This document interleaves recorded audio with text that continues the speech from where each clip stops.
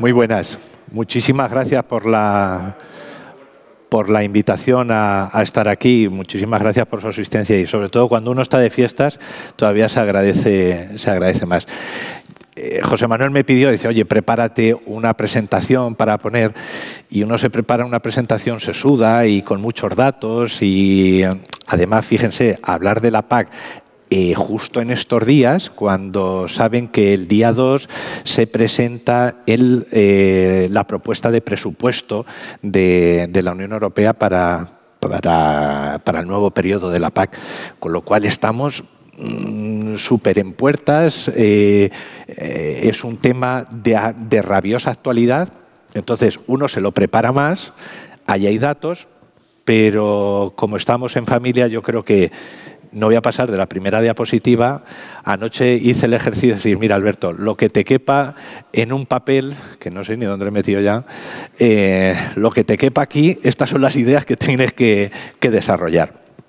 Y miren, sí que quiero hacer un análisis, o sea, ¿en qué va a consistir? Hacer un análisis de cómo ha ido evolucionando la PAC y las continuas reformas, el momento en el que estamos ahora mismo, el momento que es en el del reglamento Omnibus, el hacia dónde vamos a ir en el horizonte después del 2020 y cuáles son los retos y oportunidades que tenemos. Pero sí me quería detener un segundo en ¿por qué le he titulado El lado bueno de la PAC? Pues porque creo que es imprescindible que hablemos del lado bueno de las cosas, que hablemos en positivo, muy buenas, que hablemos en positivo del sector agroalimentario. Porque, miren, justamente ahora que se está negociando la nueva PAC, como no hablemos bien de nosotros mismos, no nos compra nadie, no nos va a comprar nadie. Y justamente ahora que están, ¿por qué se habla ahora de la PAC? Joder, pues porque la PAC se lleva el 40% del presupuesto de la Unión Europea, eso es así, y hay gente que no entiende que el 40% del presupuesto de la Unión Europea vaya hacia la PAC. Pues o hablamos bien de la PAC, o hablamos bien de la agricultura, o dejamos de decir es que esto es una ruina, es que esto es un sector que no se gana, es que esto es un sector que los almendros tienen avispilla, es que el olivo tiene la xylella, es que, coño, si tan mal va, vamos a cerrar el chiringuito, porque la gente lo entiende así. De verdad que el urbanita lo entiende así. Empecemos a hablar bien de lo nuestro. Por eso, simplemente explicar un poco lo que era el título de la ponencia. Miren, la PAC, ¿saben el motivo, Jesús? ¿Saben por qué se crea la PAC? La PAC se crea después de la Segunda Guerra Mundial con un objetivo, no volver a pasar hambre. Ese era el objetivo de la PAC.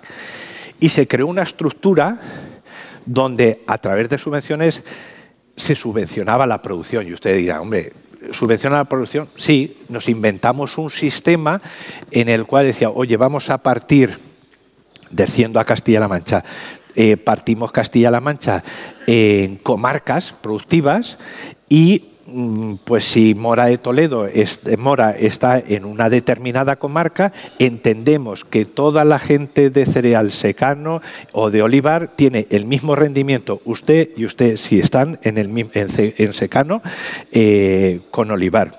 Pues entendían que sí. Y si era cereal o fuera lo que fuere. ¿Por qué?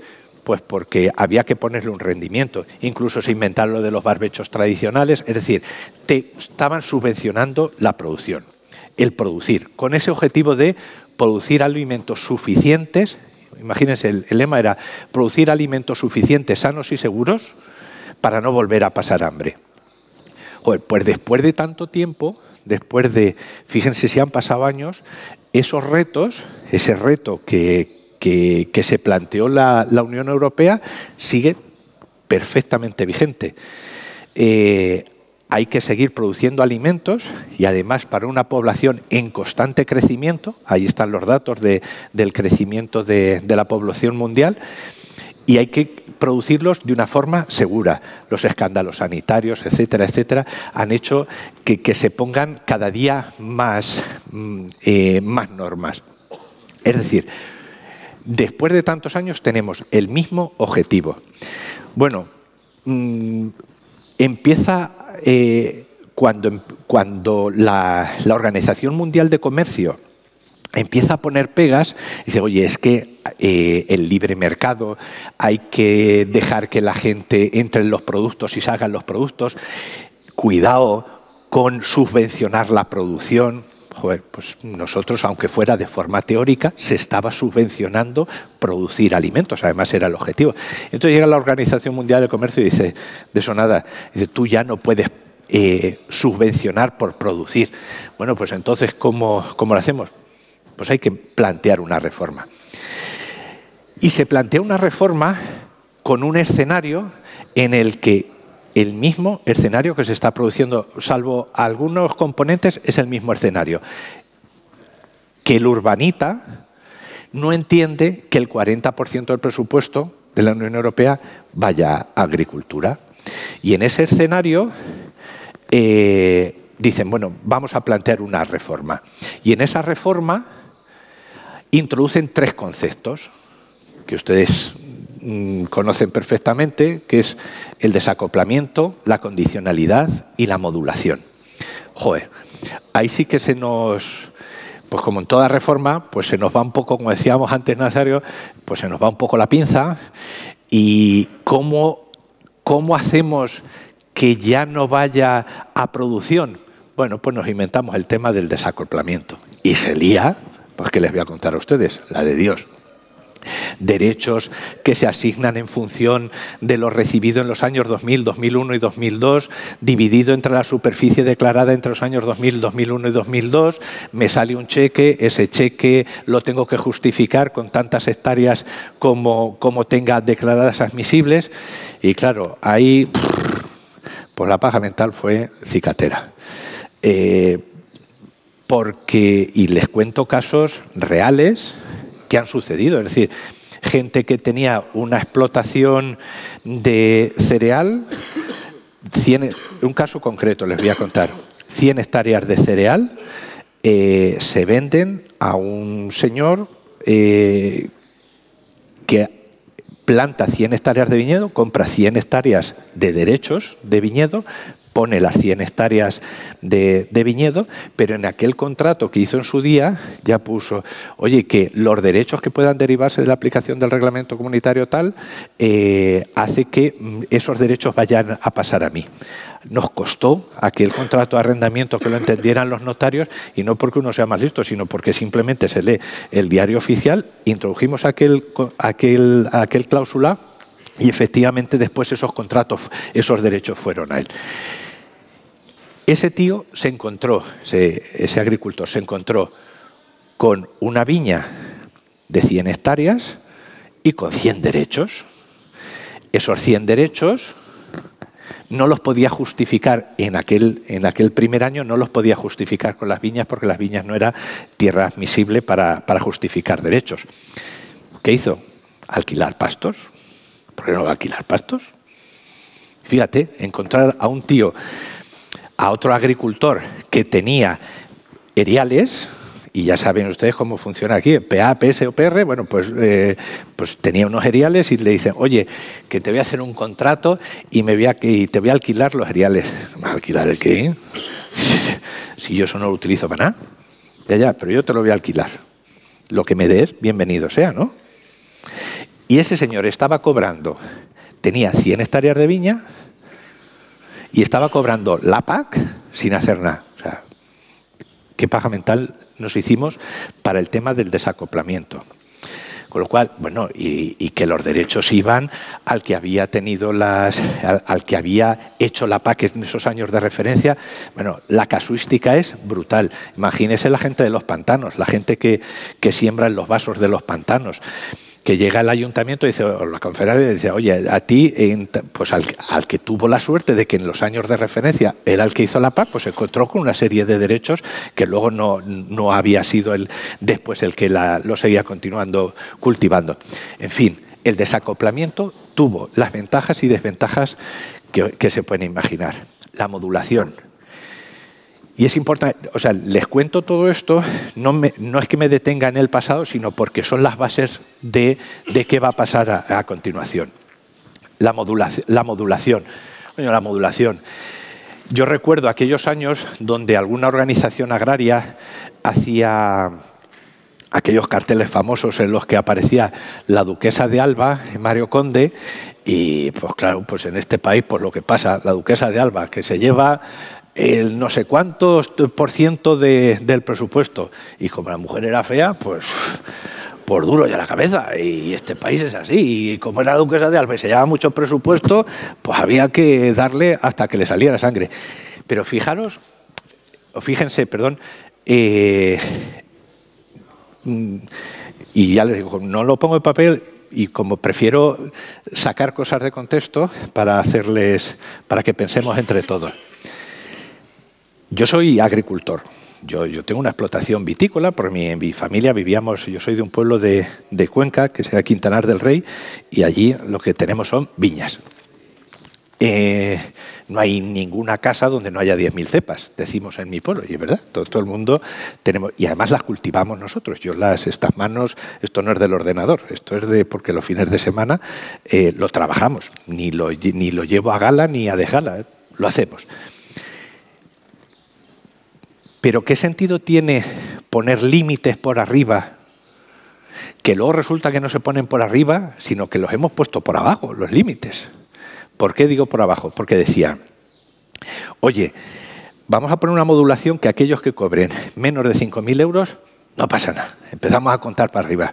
Coño, para mí cojonudo. Para los domingueros, cojonudo. Para los que no vivimos de esto, somos 4 hermanos, ninguno nos dedicamos a la agricultura. Esto me cuesta mucho trabajo contarlo, porque la gente empieza a mirarme con los ojos inyectados en sangre, diciendo, este se lleva parte de... Pero es así. Entonces, la modulación que tanta murga hemos dado para que a los de menos de 5.000 euros...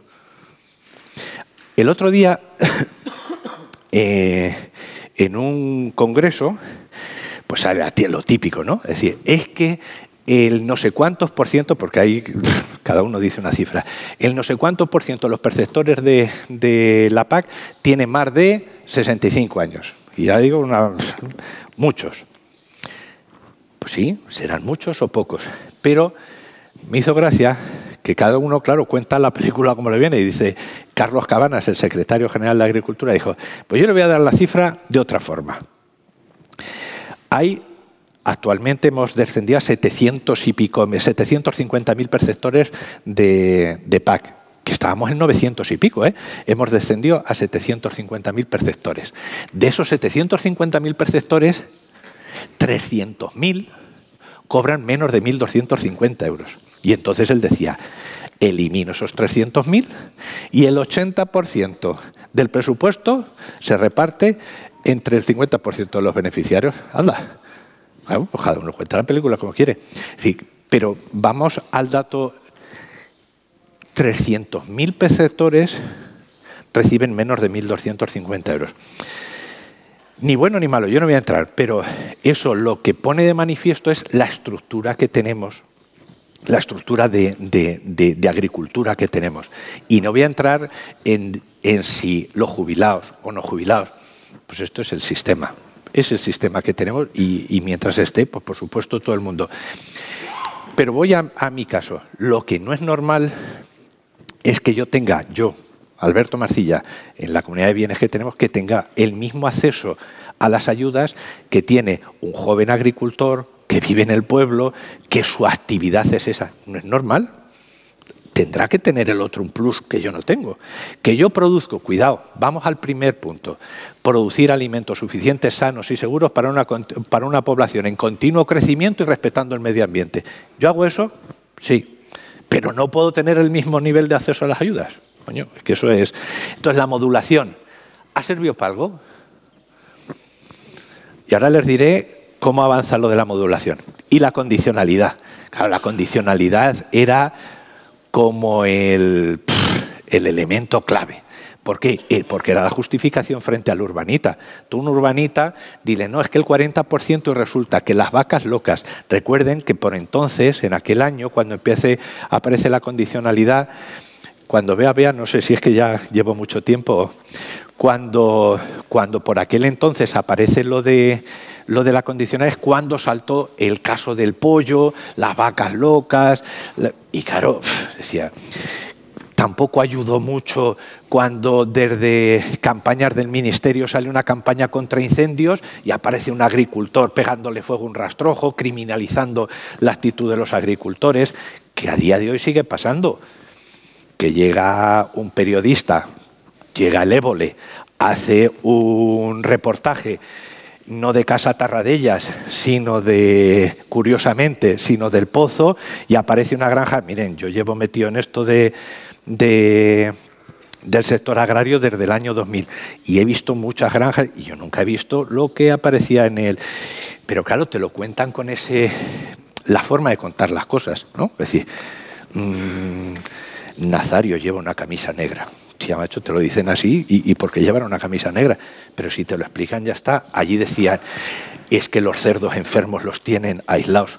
Joder, ¿y las personas también?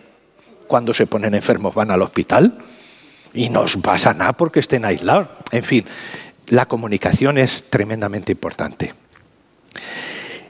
Y esa condicionalidad que al principio nos acojonaba, decíamos, madre de Dios, la de normas tampoco se quedan tanto. Tampoco ha sido tanto. Pasa esa primera reforma y llegamos al reglamento ómnibus, porque esto de las reformas al final se ha convertido en reforma en el año que toca y reforma intermedia, chequeo médico o como ya, pues ahora ya le llamamos reglamento ómnibus. Y en el reglamento ómnibus, que es la situación actual en la que estamos, decimos, oye, ¿qué hacemos? ¿Qué vuelta de tuerca le damos a esto? Y la vuelta de tuerca manda, bueno, es que yo hablo muy mal, pero manda narices, que ha sido, oye, vamos a definir el agricultor, vamos a definir el sujeto, o sea, ¿a quién le vamos a dar el dinero? Coño, después de tantos años, ahora nos paramos a pensar en quién es el sujeto de la oración. Joder. Esto a mí en la escuela, yo que estudié en el seminario, lo primero que nos hacían era analizar el sujeto. Pues después de tanto tiempo, ahora nos ponemos a pensar en quién es el sujeto. Y llega a España y dice, oye, vamos a inventarnos el concepto de agricultor activo. Y ya empezamos con las pajas mentales. ¿Y qué es eso de agricultor activo? Oye, pues la regla del 80-20. Pues mira, que está bien, mejor que nada, pero mire usted, la regla del 80-20 le pego yo 4 pases y la soluciono pues en 3 ratos. Pues fíjese, si ya lo del desacoplamiento, yo recuerdo la boticaria de mi pueblo, es un ejemplo, no es verdad, no vayan ustedes a buscar quién era la boticaria de Quintanar del Rey, que estoy dando ya demasiadas pistas. Pero la boticaria de mi pueblo era propietaria de tierras, pero no hacía ella la PAC, la hacía la PAC el rentero, los derechos para el rentero, tal. Cuando se entera de esto, oye, ¿qué puedo hacer para recuperar los derechos? Pues eso, las navajas y estas cosas que pasaron en aquel entonces. Había boticarias más espabiladas que decían, no, tú eres el rentero, pero la PAC la sigo haciendo yo. Cuando se crea la figura del agricultor activo, bueno, pues la boticaria, ¿qué me obliga? ¿A que parte lo tengo que declarar yo y hazme una factura y no sé qué? Pues ¿qué les voy a contar? Les voy a contar. Hombre, en el vino es más complicado. El vino es más complicado y el aceite, pues, pero en el momento en que tú ya eres miembro de la cooperativa, tienes que comprar cupo en el vino, hay un registro vitícola por medio, la cosa se complica un poco, esos registros vitícolas en el que las viñas legales son para el marido y las ilegales para la mujer, o viceversa. Es decir, eso pasa. Entonces, ahí lo del agricultor activo se ha complicado más. Pero se inventaron algo con esa obsesión de decir, oye, vamos a poner algo más. Agricultor activo. Segunda cosa que se inventan. Lo del greening, bueno, pues es una pequeña vuelta de tuerca a la condicionalidad. Pero como se nos hacía un poco bola, como a mis hijas la verdura, se nos hace bola el tema de la condicionalidad. Venga, los leñosos cumplen la condicionalidad y a tomar por saco, ya está. ¿Qué se ha quedado el greening? Nada. Lo de agricultor activo, nada. Y cuidado, el agricultor activo que resulta que llegó la Unión Europea y le dijo a España, quieto, ¿dónde vas tú? Poniendo límites de agricultura. ¿Quién eres tú para definir, hacer una definición así? Se lo echa, y aún así España dijo, bueno, aunque tú no me dejes ponerlo, yo lo voy a seguir poniendo.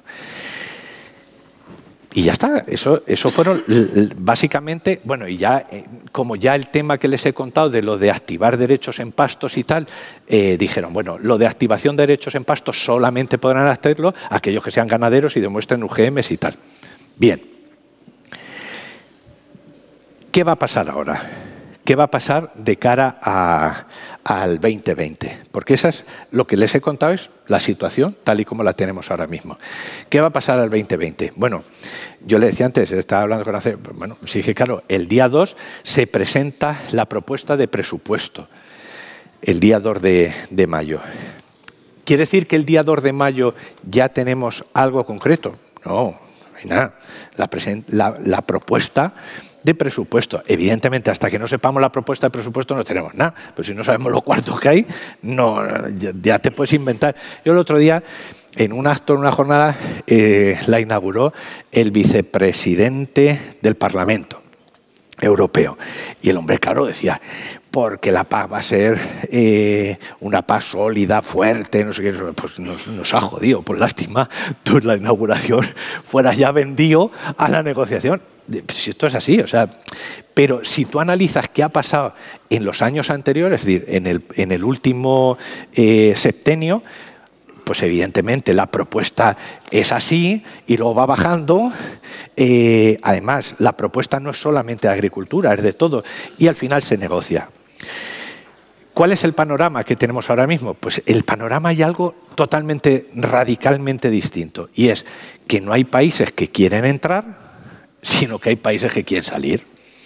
Y está el Brexit, y está el Catexis, pero el Brexit está. Y el agujero del Brexit está. Reino Unido aportaba 150 millones de euros y recibía 60 millones. Con lo cual el agujero, echa cuenta, ese es el agujero que tenemos. Aparte del agujero, tenemos nuevas prioridades dentro de la Unión Europea, que antes comentaba, las prioridades: inmigración, control en fronteras, y yo hay algo o que no he traducido bien del inglés, o habla de los Erasmus, de la política de Erasmus, de que los jóvenes se vayan a estudiar fuera. Ahí está, ¿eh? Y se lleva una tajada importantísima. Pero esto es lo que quieren al final, esto es lo que se demanda y ya está. El otro día, el jueves, hubo una filtración, un documento que habrán, imagino que los que sigan un poco las noticias de actualidad agraria, pues inmediatamente se publicó, salió.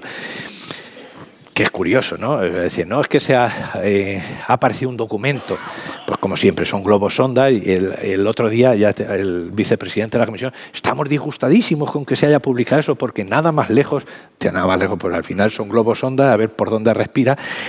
¿Y de qué habla ese documento? Antes yo les hablaba de modulación, ¿no? Pues, y que hasta ahora la única modulación que se había producido era poner un techo, pero un techo por abajo. Fijaros que hemos tenido, y a la gente del olivar le ha afectado muchísimo, hemos tenido en esa modulación durante 3 años aquellos que cobraban menos de 100, 200 y 300 euros, progresivamente. Si cobrabas menos de eso, que eso tiene su miga, que a mí me quites el derecho de simplemente por el tamaño de... Pero es lógico. Miren, es lógico, ¿por qué? Pues porque era tanto. Nosotros, fíjate, la de charlas que habré dado, intentando convencer a la gente, joder, asociense, si usted no llega a 300, tú tampoco, no sé, júntese, que para eso hay formas jurídicas, hay figuras jurídicas, comunidades de bienes, explotaciones comunitarias de la tierra, hay formas cooperativas, lo que sea, pongan, coño, ha habido pueblos, un pueblo además, es que eso pasa mucho en el olivar, pero un pueblo, el de Don Carlos, y que luego forma, pero también porque con los leñosos hay un sentimiento distinto. El cereal, al fin y al cabo, lo siembras, lo cosechas, pero cuando hablas de viñas o de olivos, mi padre hubiese vendido, será que como somos 4 hijos, hubiese vendido antes un hijo que un majuelo, una viña. Y es así, ¿eh? Hay un sentimiento, pero esa es la modulación que se propuso. ¿Cuál es la modulación que aparece en el documento ese? Por arriba. Pero una modulación de 60.000 euros, que aquellos que cobren más de 60.000 euros ya no cobran, no tienen, o sea, pagar como máximo 60.000 euros, pues chico, tampoco le veo sentido. Ya les digo que no entendía esa modulación de abajo, esa modulación de los 5.000 a mí me venía cojonudo, pero no tiene sentido. ¿Por qué? Porque un agricultor, o sea, estás excluyendo a los domingueros, no te estás fijando en el que es verdaderamente agricultor. 60.000 euros, pues hombre, dependerá del sector, dependerá de los jornales que des, del trabajo que generes, de las cuotas que pagues, todo eso habrá que controlarlo. Con lo cual, esos 60.000 euros, imagino que es un globo sonda. Aparece también en ese documento un pago por hectárea, es decir, una tasa plana, una tarifa plana, es decir, las primeras X hectáreas de la explotación, yo directamente te ingreso tanto dinero, desacoplado, es decir, no vinculado a nada, a producción ni a nada. No, pero claro, queda determinar ni regiones ni nada. O sea, que es que también, ojo, la paja mental de las regiones que nos hicimos, que quien tenga narices que entienda lo que significa lo de las regiones. Pues eso sería una tarifa plana, una tasa plana, un pago por hectárea hasta un cierto número de hectáreas. Lo de los jóvenes sí que se ha visto ya incrementado. Este año, por ejemplo, se ha aumentado de un 25 a un 50% la aportación de los jóvenes, que creo que eso es sí o sí. Es decir, ese es el escenario donde nos vamos a mover. La rebaja, pues la rebaja claro que la hay. Si hay un agujero, y hay nuevas prioridades, pues no solamente el agujero, sino lo que hay que pagar más. ¿Y quién paga esta feria? Yo utilizo siempre un ejemplo. Miren, mi hija un día se presenta, pues celebraba el cumpleaños y dice, pues mi mujer pues prepara el cumpleaños, estas cosas, ¿no? Y de repente llegan 2 chicos que son celíacos. Y dice mi mujer, joder, me podías haber dicho que eran celíacos. Dice, no te preocupes, si no van a tomar nada. Ya, vamos a ver. Pero tendré... Entonces mi madre se va a preparar, o sea, mi mujer va, prepara y tal. Pero mi hija decía, ya. Pues esto es lo mismo. Vamos a ver, que el presupuesto es menor, pues si es menor, una de dos. O hacemos a alguien celíaco, es decir, convertimos a gente celíaca para que consuma menos tarta, o nos tenemos que apretar. Pero yo qué sé, si es que esto es así de sencillo. Por eso también lo del título. O empezamos a hablar bien de lo nuestro, o evidentemente el Erasmus será tremendamente más importante que la PAC. ¿Por qué? Pues porque no hablamos bien de lo nuestro. ¿Los países están dispuestos a aportar más al presupuesto? Pues ¿saben qué pasa? Que hay dentro de la Unión Europea hay países que son aportadores netos y otros países que son receptores netos. España siempre ha sido perceptor neto y ahora resulta que estamos ya coño, y es que uno encima decía, joder, qué puta, coño, ¿será mejor eso? ¿Será mejor que estemos ya en una posición en la que ya no somos los peores? O sea, estamos ya... Pero fíjate, estamos en el punto ahora mismo en el que determinadas políticas, y es de lo que se está hablando, desde el Ministerio de Economía, ¿qué es lo que están planteando? Oye, determinadas políticas, venga, pues a lo mejor pierdo algo en lo de la PAC y consigo más en otra política. ¿Para qué? Para que al final el montante global salgamos, la tasa de retorno está en un 9%. Pues todo lo que aquello que suba o baje del 9%, ahí en la presentación lo explico un poco esto de las tasas de retorno de todo lo que esté por encima o por debajo del 9% es de lo que se está discutiendo, del montante global. Pero ¿cuánto va a quedar para agricultura? Ahí está, la madre del cordero. ¿Cuánto van a reducir? Pues se está hablando desde un 30%, un 10%, que aporten más los Estados miembros. hablar de renacionalización, y me decía a mí un señor, decía, ¿pero dónde está el problema de la renacionalización de la PAC? Es decir, que nos lo paguemos entre nosotros. ¿Dónde está el problema en eso? No, es que si cada Estado miembro va a tener su propia política, pues entonces nos podemos ver en situación de desventaja de lo que hagan los franceses. ¿Lo tiene fácil? ¿Haz lo mismo que los franceses? ¿O es que no quieres? Miren, yo en una ocasión fui a dar una charla en Bilbao. Bueno, me toca a mí representar, y además yo creo que estuve en esa charla en Bilbao y me aparece un finlandés, un francés. Entonces, yo como buen español, yo digo, joder, es que el problema en España es que tenemos temperaturas extremas, calor, frío, tal, y así cultivar es muy difícil. Y llega el finlandés, cabrón del finlandés, saca un folio en blanco y dice, ¿sabe usted lo que es esto? Dice, pues mi país 9 meses al año. Dice, ¿y usted me dice a mí que yo tengo, que ustedes tienen dificultades? Dice, denle un poco a la imaginación. Claro, no tiene nada que ver Finlandia con lo que tiene.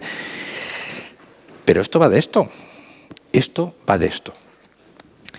¿Cuáles son los retos? Los retos que tenemos. La población, uno de los datos que sí me he cogido era, fijaros, entre el año 2000 y el 2010, la población mundial se incrementó en 858 millones de habitantes. Lo mismo, 858 millones de habitantes, es lo mismo que tardó la humanidad en tener 11.800 años. Tardó la humanidad en tener 858 millones de habitantes. Y eso se hizo entre el año 2000 y 2010, el incremento. Del 2010 al 2017, la población se ha incrementado en 50 millones anuales, la población mundial. Lo único bueno es que entre el año 2000 y el año 2010 la población mundial se incrementaba a razón de 80 millones de habitantes. Y esto es las tasas, es decir, la menor fecundidad y tal, es lo que se ha ido, por eso se ha reducido menos. Pero, innegable, o sea, la población mundial crece a un ritmo vertiginoso. La capacidad económica también crece, con lo cual la gente ya, pues de comer una vez al día, pues en cuanto tienes más poder adquisitivo, pues ya quieres comer 3, y si puede ser con merienda, y si puede ya le echo aceite y le tomo algún ajo. Es decir, tenemos más posibilidades. Nosotros estamos capacitados para producir de esa forma. Pues tenemos que hacerlo. Y además tenemos que producir más. O sea, el reto es producir más con menos. ¿Con menos qué? Con menos tierra, cada vez con menos tierra. Si no, miren el mapa, a mí me ponen los pelos como escarpias cada vez que veo el mapa de la subida de temperatura y cómo va subiendo la línea mundial por ejemplo, de plantaciones de viñedo, y va desapareciendo. En España va subiendo, que desaparece. Por eso ahora hay variedades en países que era impensable que hubiese ciertas variedades de uva y tal. Tenemos que producir más, con menos tierra, con menos agua, con menos aplicación de productos fitosanitarios, porque es así. Ese es el reto, ese es el gran reto que tenemos. Tenemos el reto del relevo generacional. ¿Lo estamos haciendo bien? ¿Lo estamos haciendo bien con el relevo generacional? Es normal que la gente, o sea, con este sistema de modulación que tenemos, con este sistema de desacoplamiento, vamos, los datos están ahí, no se van ni a escobazos. ¿Quiénes se han ido? Hemos bajado de 950.000 perceptores de PAC a 750.000. ¿Por qué? Simplemente por esos dos conceptos. Agricultor activo, que ya le he dicho que era fácil de arreglar, la boticaria de mi pueblo, y el otro que era el límite que habían puesto por abajo, 100, 200 y 300. Es decir, que es que nos hemos quitado muchísima morralla O sea, con esas dos tonterías nos hemos quedado de 950 a 750, a la misma superficie de terreno entre Francia y España. En Francia hay la mitad de agricultores que en España. Eso determina muchísimo las cosas, muchísimo. La competitividad la determina muchísimo. Y esto hoy en día ya va de imaginación, de innovación, de conocimiento, de muchísimo conocimiento. Y acabo con un ejemplo. Mi padre, yo ya les he dicho, yo soy de Viñas. Yo cuando era pequeño iba siempre detrás de mi padre y claro, la tierra recién labrada, pues cuando eres pequeño, pues que se te mete la tierra en los zapatos. Yo iba y se me metía la tierra. ¿Y qué iba yo detrás de mi padre? Donde pisaba mi padre, pues iba yo pisando justo en la misma huella porque ya no se me metía la tierra en los zapatos. Y mi padre un día se dio la vuelta y me pegó una colleja y me dijo, ¿quieres mirar a las cepas y dejar de mirar para abajo? Dice, porque si no miras a las cepas no vas a aprender nunca de qué va esto y por qué quito esta yema. Y pues yo lo único que iba pendiente era de pisar en lo duro para que no se me metiera. Pues lo mismo le digo a ustedes. Tenemos que dejar de mirar para abajo y mirar para arriba.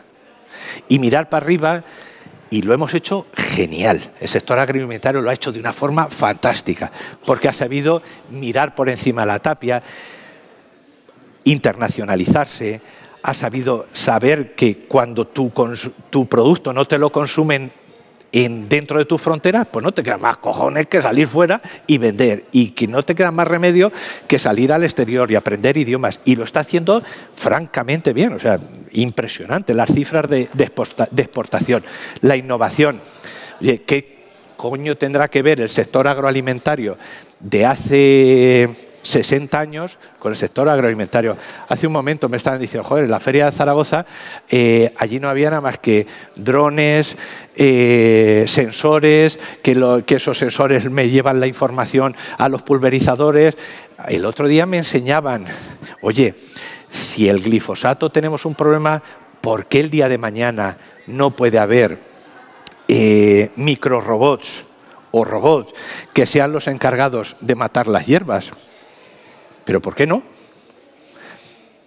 Mire, mi abuela, yo el año que empezamos a vendimiar con máquina, en mi casa, mi abuela con 94 años decía, yo quiero ver la máquina vendimiar. Y yo quiero verla. Y pues el primer día que vendimiamos con máquina me llevé a mi abuela a ver la máquina. Y mi abuela se pone al final del hilo, mira. Y digo, ¿qué te parece, abuela? ¿Cómo esto? Y lo único que me contestó dice, ay, hijo mío, y que haya gente que no crea en Dios.